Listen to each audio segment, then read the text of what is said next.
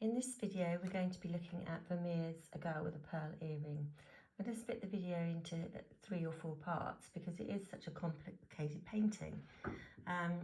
What I want you to do is at home is to draw out the portrait, and I have sent you a image which you can use to sort of help you sort of think about how you want to draw out the face.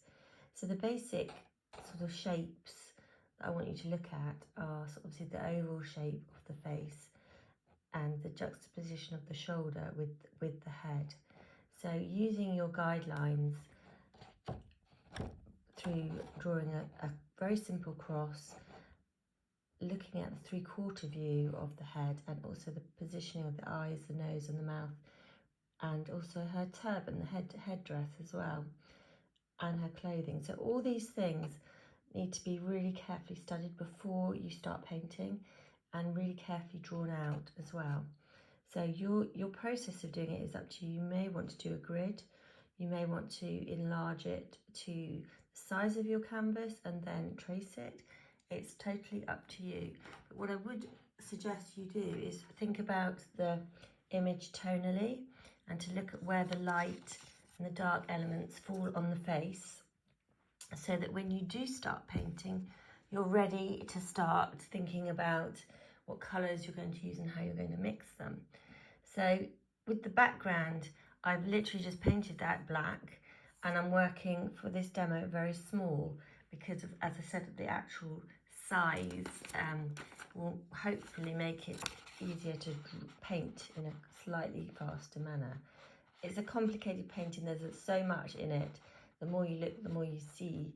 But I'm going to start you off by looking at the blue headdress and the yellow headdress areas. So just the top part first.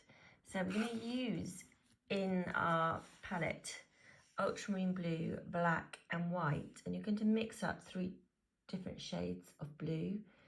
And remembering we start with the darkest first with acrylic, so you're going to be mixing your ultramarine with the black, followed by a slightly more blue, and the final one mixing in white. So that's your 3 tones of headdress.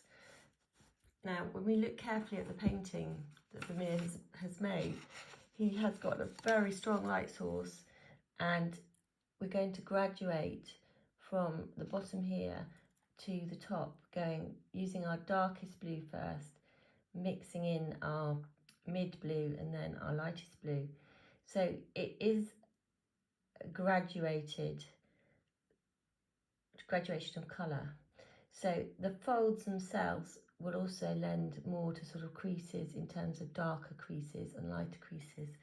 So keep it quite simple to start off with. Really sort of think about just blocking in the colours at first. And as I said, I'm working on a very small piece of board, so I'm able to sort of work a little bit more quickly because of the scale. But you need to think very carefully about the type of brush you're using. So I'm using a small round, and I'm putting in the darkest tone first. Really sort of, I'm going to thicken up my paint a little bit. So I'm painting on a white board. The white is coming through quite strongly. So the other thing to remember with your acrylic painting is that it will be built up in layers. So your very first layer is going to be not detailed, it's going to be quite blocky. So I'm starting to now graduate in my middle blue, my mid-tone. And I've roughly marked out where each area starts and ends, but obviously I'm blending them as best I can. And then I'm going to start to graduate in with my lighter tone.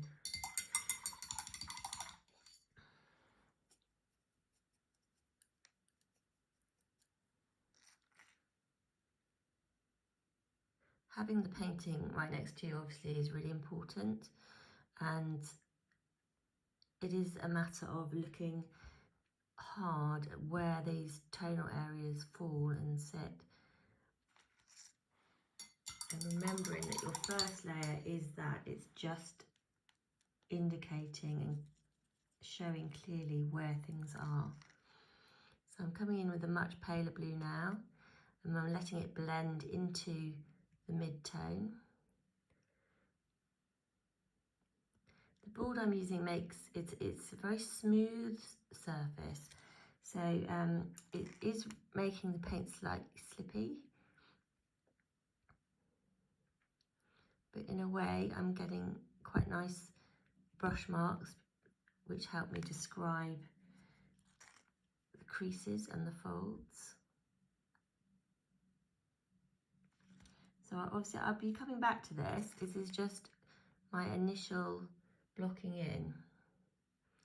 So I need to let a layer dry before I put the next layer on. I'm not going to work wet and wet, although Vermeer probably did with oil paint work wet and wet quite a lot.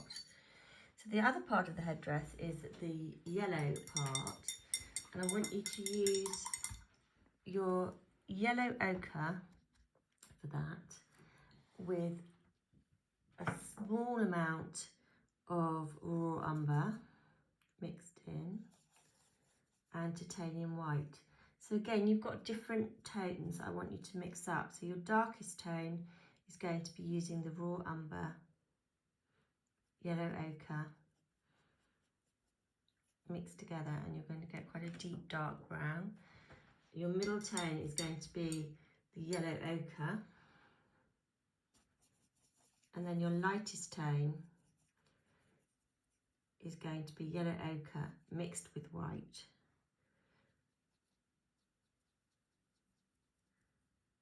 I'm also going to put in a much paler one which is much lighter, so I'm a lot more white. Show you this palette.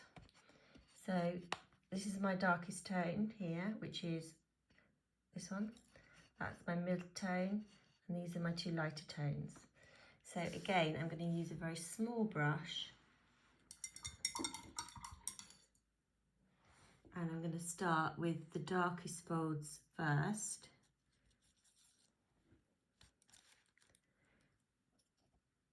Looking really carefully at the painting, the original, just to see where those folds are. And I'm going to start to paint those in. As I said, I've got a very small brush because this is quite a small scale painting that I'm doing.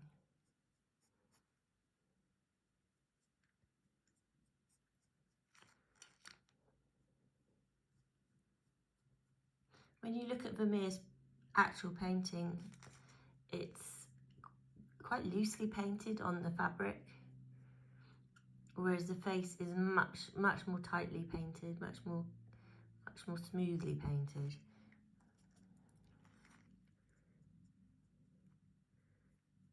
So once I've shown where these darker areas are, I'm going to start to blend in my mid yellow ochre tone.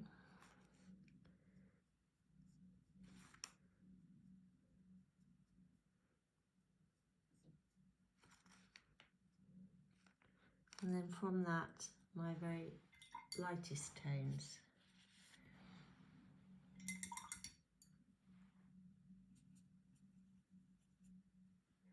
Again, remembering this is my first initial layer of paint, and as I said, I've got a very sort of smooth, slippy surface to paint on, which is quite nice for this painting because it gives a nice smooth effect.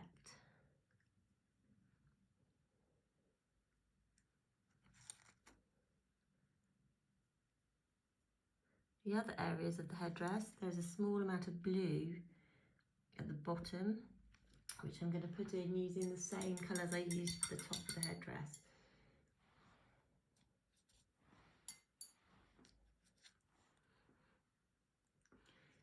Again, it's quite a light area, so I'm not going to go overly dark.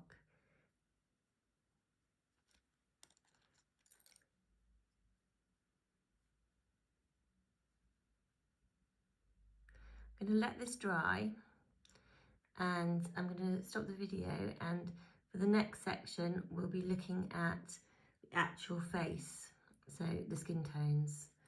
Thank you for watching.